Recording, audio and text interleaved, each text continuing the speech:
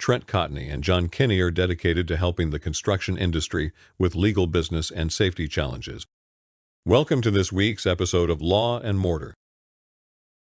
Hey, I'd like to welcome everybody to another episode of Law and Mortar. This is Trent Cotney with Adams and Reese, and as always, I've got John Kinney, CEO of Cotney Consulting Group, with me. John, how are you doing? Doing great. It's good to be here today. How are you doing? Doing great. It's Friday. Can't complain. Weather's a little bit down, but hey, looking forward to a good weekend here. So, we had an interesting meeting here this week. We went to the West Coast Roofing Contractors Association monthly meeting. They had a lot of manufacturers there doing some demonstrations, and it just got my wheels turning a little bit. You know, I was sitting in the back thinking about some different things. So, you know, one of the topics was coatings. Obviously, there's a lot of great uses for coating, great maintenance capabilities, helps, increase longevity of what you're working with, all those types of things. But, you know, from a legal standpoint, oftentimes we get dragged in,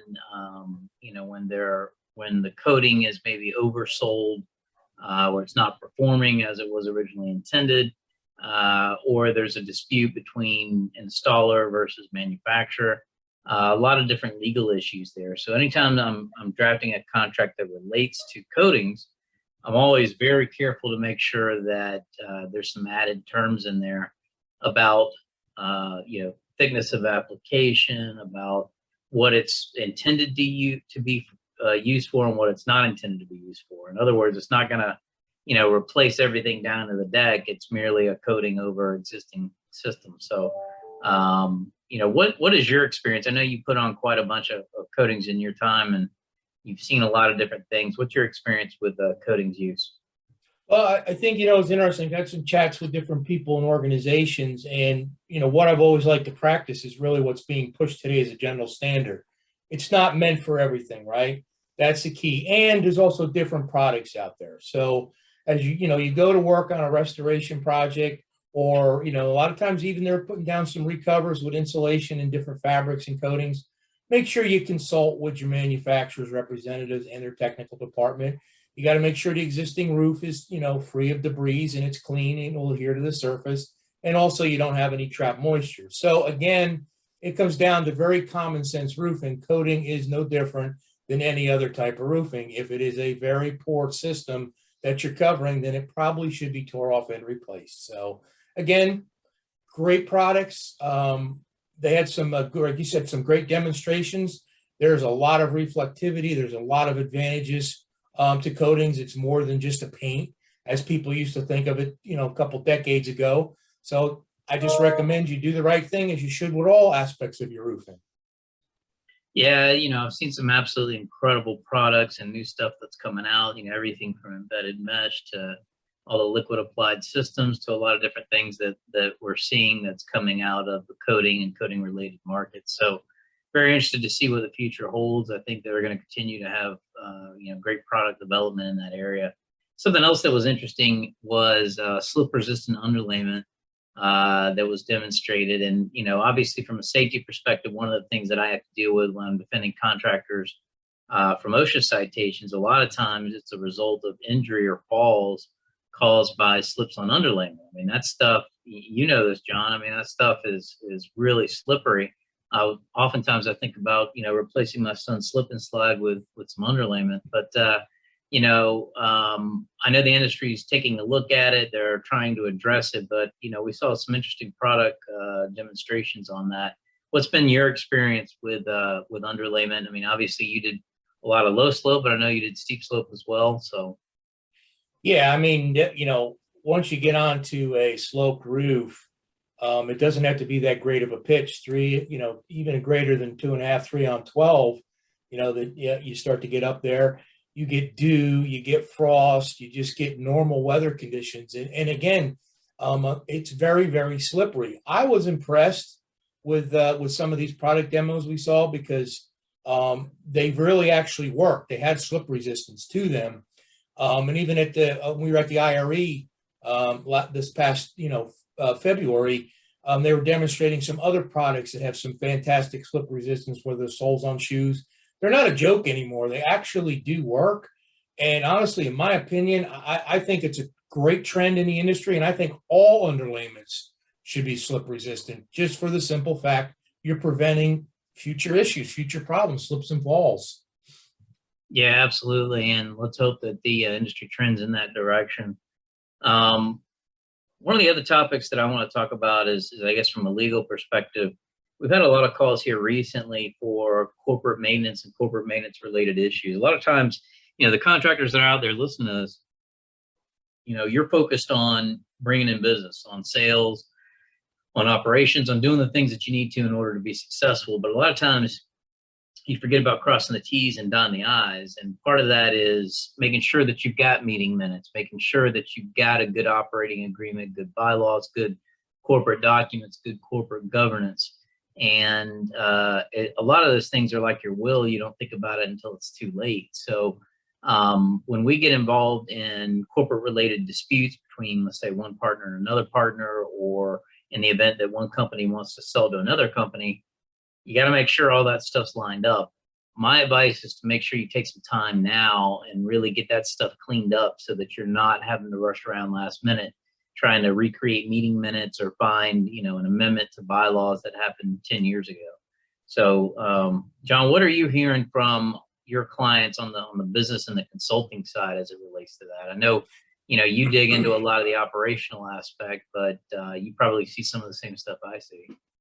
Yeah, I mean, surprisingly enough, a lot of folks are not really quite sure what type of operation that they have on the business and how it was formed, especially if it was done, a few years prior, and even the generational transformations in that. So, yeah, that's one of the things we like to look at is go in and, make sure the structures are right. We don't get in, in the consulting end, we don't get into the tax issues and all that and the legalities that you would over on your law side.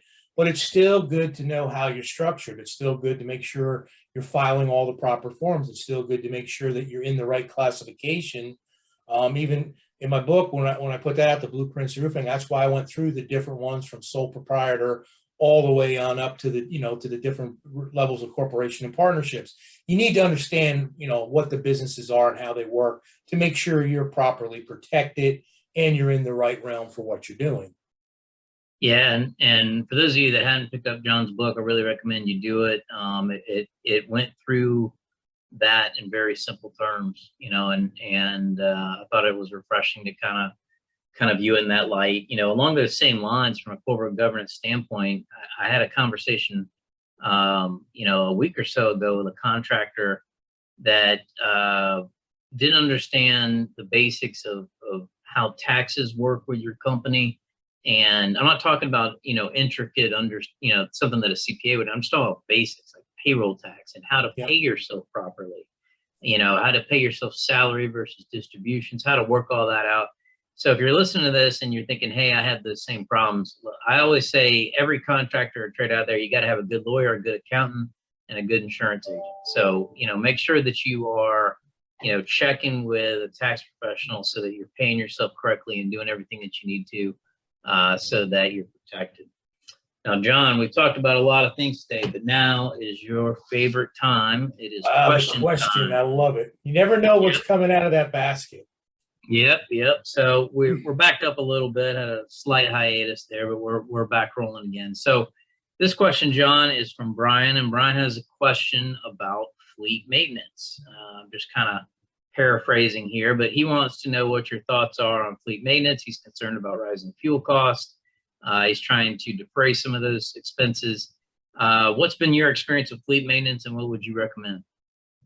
Well, absolutely. You want to make sure you do fleet maintenance, and this is where it starts. It starts with that daily check of your truck. Whoever's driving your company vehicle should be doing a daily inspection.